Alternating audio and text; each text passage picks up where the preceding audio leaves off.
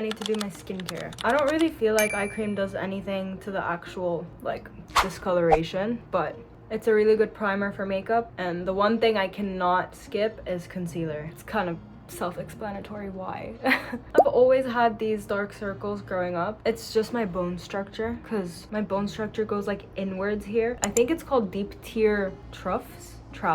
I don't know how you pronounce it, to be honest, but it's spelled like this. So it's nothing I can really do much about. Even if I'm sleeping well, okay, it might be like a little less dark, but still it's gonna be the same thing. And I also think it gets worse as I grow older, even though I'm only 23, just because the more sun exposure, the darker they seem to get. But I don't like doing like filler or anything like that. It scares me to inject something into my skin, so I prefer learning to deal with it instead of resorting to filler to plump it up. I've been told that filler migrates in the face, and I don't want to end up looking puffy. But what I do to cover them as best as I can is I color correct with this darkest like peach shade for the blue and purple under my eye, but I still think it's not enough for the inner corner, because the inner corner can get really blue. So then I use this color corrector, and it's much more orange, and I just put literally the tiniest bit. This is even too much.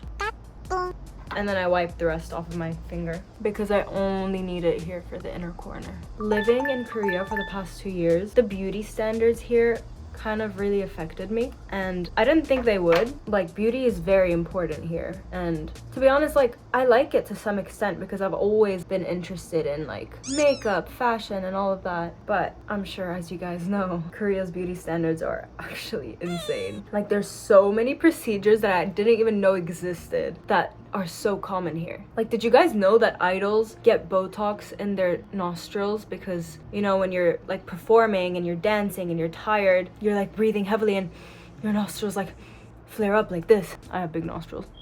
But so because the camera would be zooming in on you like performing, they get Botox so that the nostrils don't flare up as much, which is crazy to think about. Like, I would never have thought about that. I mean, I get it. As an idol, you have so much attention on you, so many cameras on you, like almost 24/7, and you have this expectation to look perfect all the time. But it's a bit too much. But anyway, like, I found myself like considering getting stuff done, and not anything like big. I wouldn't go like completely like plastic surgery, change my nose, change my whatever. I think the only like insecurities I have are my under eye circles. And growing up, I was always the skinny one. Like, you guys know the Western beauty standards. For a long time it's been like big boobs, big butt, and like curvy, and that's great. People look beautiful with that body type, but I did not have that body type. And when the beauty standard is that way, my body always got commented on by people saying I'm too skinny, I'm underweight, or do I eat enough? Like, you can't not get affected at all. So at some point I started working out so intensely. I was going to the gym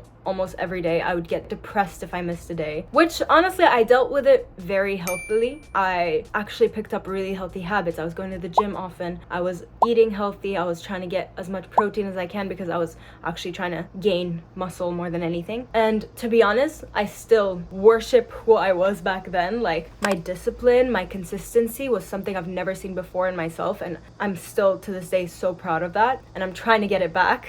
But after doing that for about like maybe like 2 years very consistently, I finally got my dream body that I've always wanted. I finally had like a bit of like the curve. I was toned. But then after coming to Korea the first time, it was really hard to be consistent with going to the gym, so it kind of died. My discipline, my consistency, I stopped working out. What my body tends to do is, if I don't work out, I lose the muscle, which means I lose weight. So what happened after I stopped working out was that I went back to the weight that I was always stuck on, which meant I lost all the muscle that I gained up until that point. But then I wasn't working out for so long that I started gaining weight again, but it was actually like fat instead of muscle. And so that's when I was like, wait a minute, I do not want to go down that path. Like, especially when that happens to you when you're in Korea, when and the beauty standards so completely different. Like, I was always used to being like an extra small when I would go shopping usually, but in Korea obviously everyone's so much smaller, so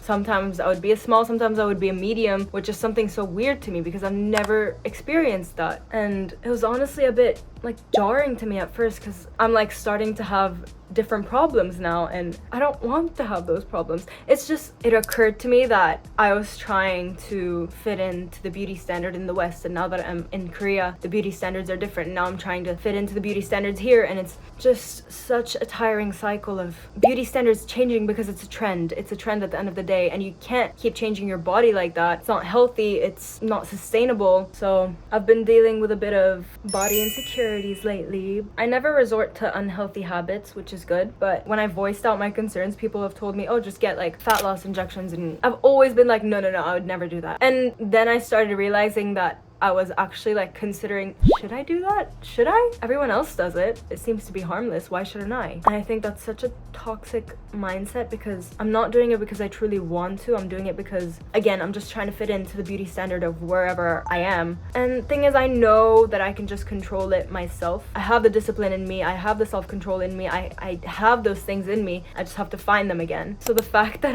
I caught myself actually considering doing the stuff that I always was afraid of or said I wouldn't is a bit scary to me. It's like, wow, life has actually changed. Not just life, everything has changed. My mindset, my surroundings, obviously my age as well, because my body treats things differently now. I might have a slower metabolism than I used to have. Social media obviously makes everything so easily comparable. Like, I catch myself comparing myself to others so often, and it's so unhealthy because also everyone has different journeys, different body types, and comparing is so unhealthy. So yeah, living in Korea has been great. I love being surrounded by all the K-beauty, K-skincare, everything. But sometimes it can get a bit too much and you can get sucked into this never-ending cycle of treatments and injections and ways to make yourself prettier or thinner. And I haven't done anything. The only things I've done are like facial treatments. Like, I tried Rejurin once, which it's kind of pointless that I did it because it doesn't do much if you're only doing one session. You have to do a few sessions to see results. So I obviously didn't see like extreme results. And it also hurt, like